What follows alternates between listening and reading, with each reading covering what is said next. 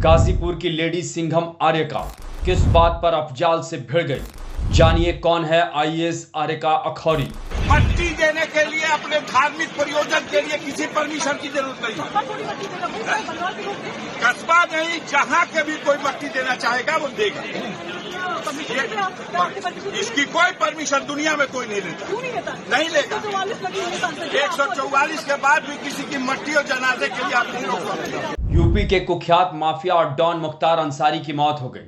शनिवार को गाजीपुर में स्थित मुख्तार के पैतृक गांव में उसका अंतिम संस्कार किया गया। मौत पर लेकर कई सवाल भी उठ रहे हैं, लेकिन भीड़ में मौजूद डीएम साहिबा से हुई अफजाल की ये तकरार वायरल हो रही है। मट्टी देने के लिए अपने धार्मिक प्रयोजन के लिए किसी परमिशन की जरूरत नहीं। कस्बा नहीं, जहाँ के भी कोई मट्टी देना चाहेगा वो देगा। इसकी कोई परमिशन दुनिया में कोई नहीं लेता, नहीं लेगा।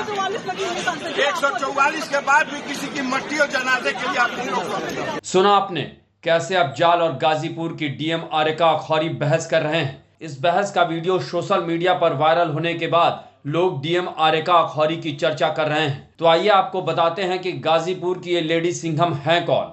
साल 2022 में आर्यका अखौरी गाजीपुर जिले में डीएम बनकर आई थी। आपको बता दें कि 2022 के सितंबर महीने में यूपी सरकार ने देर रात आईएएस अधिकारियों का तबादला किया था।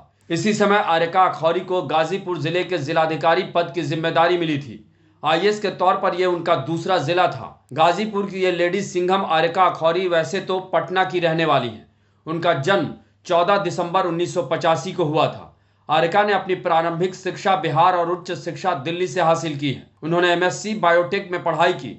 वो मेरठ और वाराणसी में ज्वाइंट मजिस्ट्रेट व सीडीओ के पद पर भी सेवा दे चुकी हैं। उनकी गिनती यूपी के सबसे तेज तर्रार अधिकारियों में होती है। अब ये समझने की कोशिश कीजिए कि आर्यका आखिर अफजाल से क्यों भिड़ गई थी। दरअसल ये बहस तब हुई जब जिला प्रशासन ने भीड़ को नियंत्रित करने का प्रयास किया और कुछ लोगों को मुख्तार अंसार की कब्र पर मिट्टी देने के लिए कब्रिस्तान में प्रवेश करने से रोक दिया।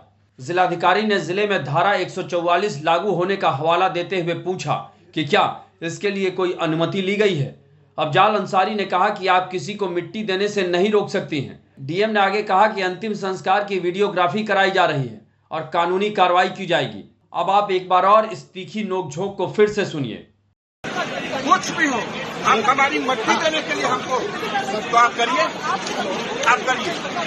मट्टी देने के लिए अपने धार्मिक प्रयोजन के लिए किसी परमिशन की जरूरत नहीं। कस्बा नहीं, जहाँ के भी कोई मट्टी देना चाहेगा वो देगा। इसकी कोई परमिशन दुनिया में कोई नहीं लेता, नहीं लेगा। 144 के बाद भी किसी की मट्टी और जनाजे के लिए आप नहीं रोक सकते।